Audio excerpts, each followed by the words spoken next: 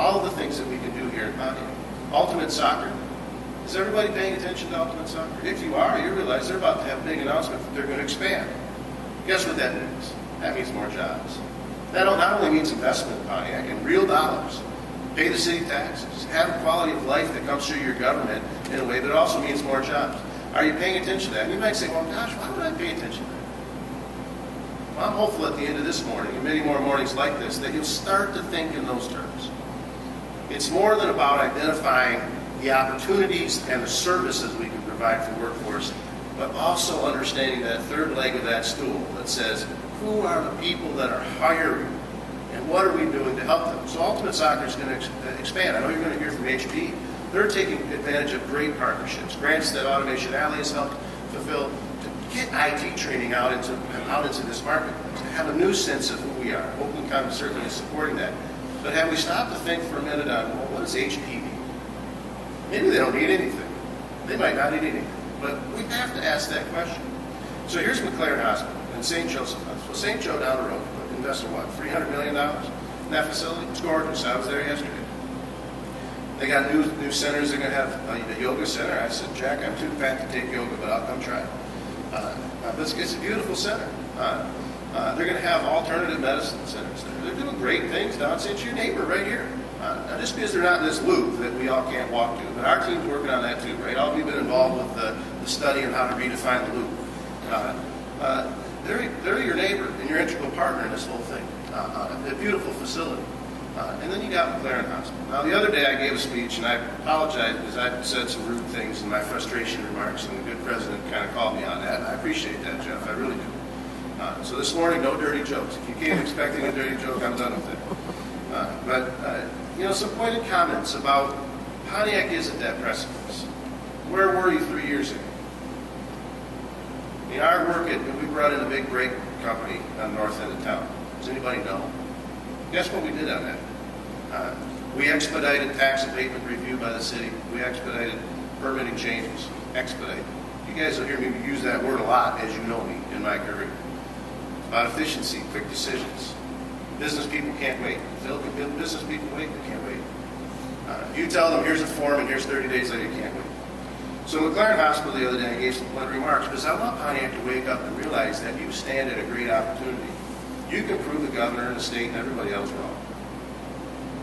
Because I'm convinced that they don't think Pontiac can pull this off. I'm convinced of it. Now, governor doesn't like to hear that. MEDC, my friends at MEDC, they don't like to hear that. But I think sometimes we have to fight for ourselves. And then when everybody else comes and wants to take all the credit, we just stand back and say, who cares? They can take all the credit because we know we pulled it off. And McLaren Hospital is a glaring example of that. And this is the economic vision. What are we doing about that project? Now, whether that project ever gets approved at the state level, from a Pontiac perspective for workforce, we shouldn't care. Shouldn't care. Because we should be engaged in what is the opportunity that it provides for jobs in our city. Jobs don't come from factories anymore, folks. Now, we've got a couple projects. We might bring some factories back to Pontiac. That should be another one where you say, we'll come to the ribbon cutting. You should be engaged and involved in those opportunities come. But what opportunities? Jobs come from placemaking, which is a ridiculous term that people throw around for years. It's about a sense of place. Now, our team is doing a project right now with Urban Land to try to uncover the river. We're not actually going to dig it up so it flows again. Probably not. We could, I guess. Wouldn't it be cool if the river went through Pontiac again? Think about the job opportunities that would provide. Would you think you'd find an investor that might want to put an outdoor cafe restaurant on the river in downtown Pontiac? I bet you I could find a few. Some of our existing property owners might do that. Shoot, Kyle might move that Sears building next to the river. Right, the value of those condos go up, wouldn't they? You get that kind of opportunity. So our team's out there working. But the McLaren project is interesting because McLaren has offered to do a lot of things. They've offered to dedicate to the city $1 million a year for 5 years, use either for protection and safety or for economic development. Here. And in the season of giving, here. They've offered to do a partnership with both Oakland Community College and Eastern Michigan to bring teaching opportunities and education opportunities to the space that would be created as a result of their project. What do you need in a city to be vibrant? Jobs. What brings jobs? People. How do you get people in a city? You get people in a city by talking about what's the fee for the film permit, How long does it take to issue it? Or do you say, no, I just want the people in my city? You get the people here. How do you get the people here? You know what your corporate community is trying to do to build your city. So McLaren's saying here, here's some teaching contracts with these great educational institutions. I'm sure Baker College would love to have more space, because I heard the president say they could use more clinical time at great hospitals like McLaren. What's that mean?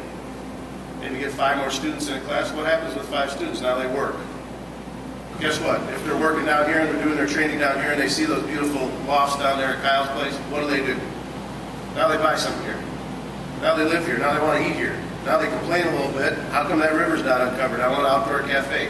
This is the vision, folks. To have an understanding of how all this stuff integrates with itself. And so I ask guys, you think, well, it's all gobbledygook nonsense, right? No, it works. I encourage you to go to a place like Denver, Colorado. And just look around. See Denver. I mean, they do creative things like, if you want to build a project out there, 3% of your budget has to go to artwork. Can you imagine us doing that here in Pontiac? 3% of your budget has to go to artwork.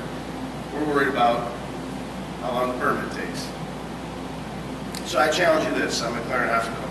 Clarence is going to be here for a while. Our good friends from St. Joe are going to be for a while. I know Doctors Hospital is around the corner. I encourage you in the context of workforce development to think about the job providers. What is the opportunity that's sitting before you? Are you engaged in that opportunity? McLaren Hospital wants to fix lighting downtown. They want to rebuild their trauma center so it doesn't look, sorry Clarence, like that old dilapidated building that my boss got dragged into back in August. And I sat there all night. I'd love it if you improved that. It would make Pontiac appear better. Wouldn't we want Pontiac to appear better as well as providing great health care in our system? But I ask you, what's that do with workforce development? Sorry, folks, nobody's going to work here unless you allow your employers to expand themselves and to regrow themselves. How do you do that? You get engaged.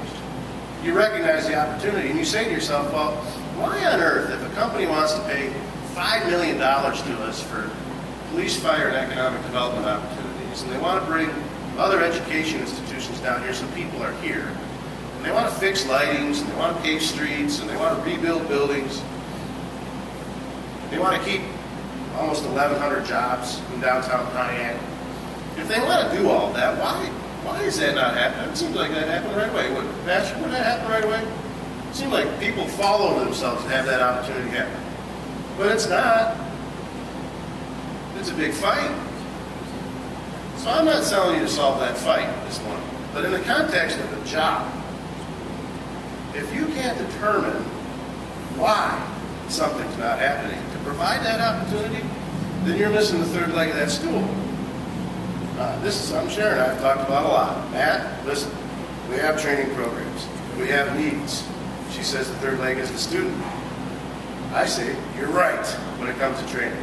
She's educated me. Haven't I gotten smarter?